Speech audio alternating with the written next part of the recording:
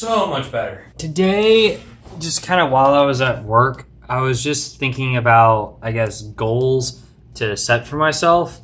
And my YouTube channel, the Piloting Command YouTube channel, has been growing. It's grown a lot in the past month. So everybody who's subscribed to my channel, thank you very much. Every time I see someone has subscribed or commented on one of my videos, that really inspires me and pushes me to, sorry, I heard a sound and I don't know what it was, but anyway, it pushes me to make more content and come out with more videos. So I was thinking about what's a good goal to give myself, and currently, as of today, it is April 9th, 2018, and I was just thinking my birthday is in about 4 months, which is the end of August, and I was thinking in 4 months, I'd like to have at least 500 subscribers.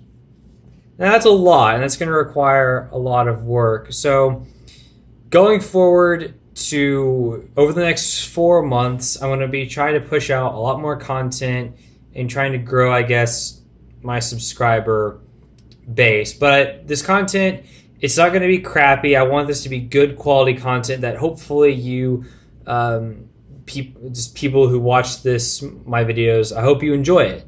But as a short-term goal to kind of leading up to that 500 subscriber mark, I want to put out a video every day this week. I've never done anything like this before. I'm trying to do this as a challenge to myself. So short-term goal is to make a video every day this week. Long-term goal is by my birthday in late August is to have 500 subscribers. So for today's video, I thought we would start by playing with one of these guys.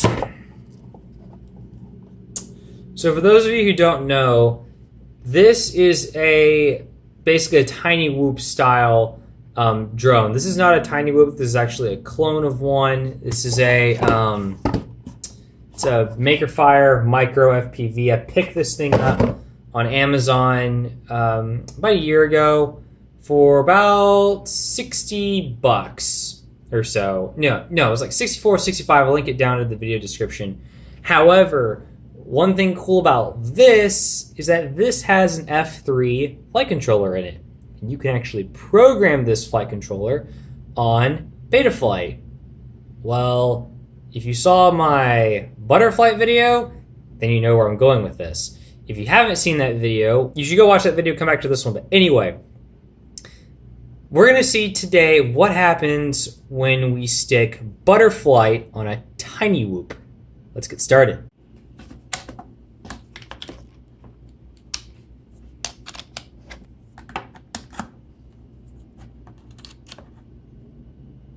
All right, batteries are charging. And while my batteries are charging, I am going to make me some dinner. All right, so Butterflight is on the whoop. It works. Let's go fly.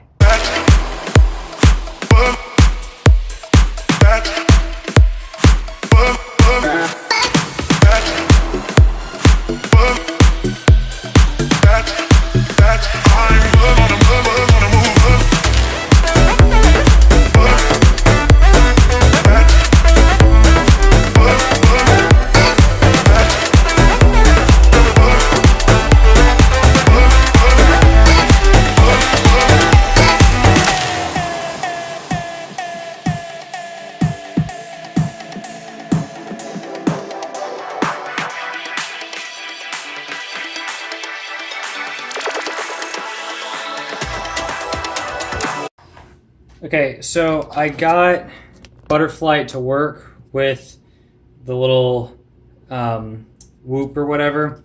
However, I kept getting these weird like twitches in the air, so I didn't put in the Q and R values for Butterflight, so that's what I'm going to do.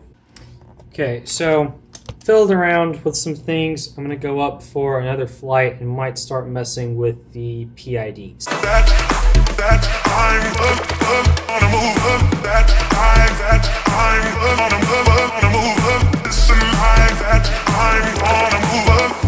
Okay, so I figured out why the quad was kind of giving me those weird twitches. It's because it was fail-safing. Because see, here's the antenna right here, this little red thing. I'm not sure how well you can see it, but it was just buried underneath this canopy right by the VTX. So now that it's exposed, it's flying a lot better.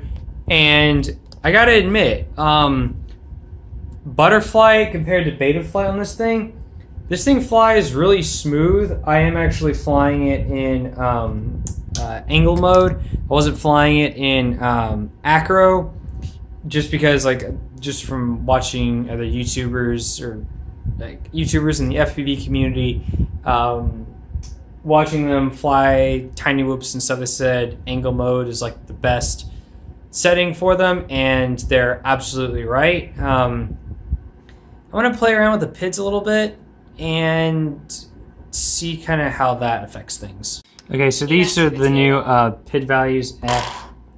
Make my controller shut up. So this was at 40, 58, 70 for the P value. So I've raised it to 45 on the roll axis, 63 on the pitch axis, and then 80 on the yaw. So let's see how that feels.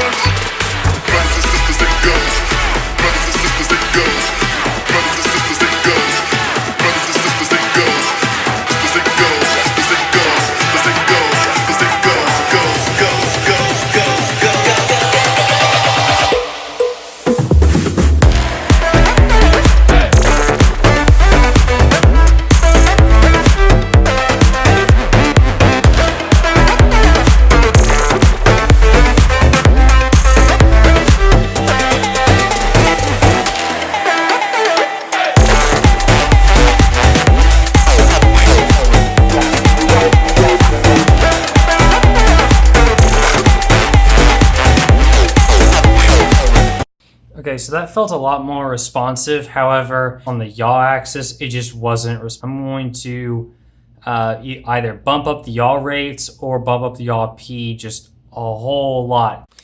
Okay, so I took the yaw P all the way up to 100, so let's see how that feels.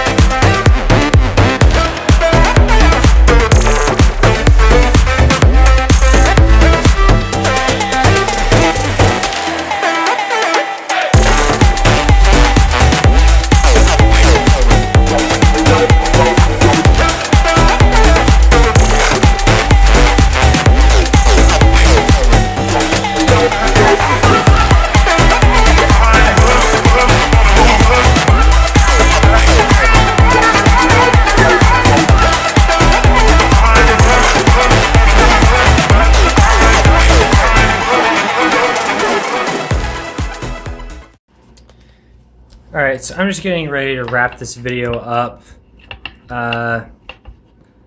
Closing thoughts, Butterflight really does work well on the tiny whoop. I didn't do a whole lot of flying in acro just because Horizon really seemed just to kind of smooth things out. I was able to navigate little gaps in my room a lot better. If y'all have a tiny whoop with a flight controller that can be programmed using Betaflight, give Butterflight a try. I think you'll really like it. That's going to do it for this video. I hope you found this information to be useful, or hopefully you found the video to be entertaining, and I will see y'all tomorrow. Have a nice evening. Bye!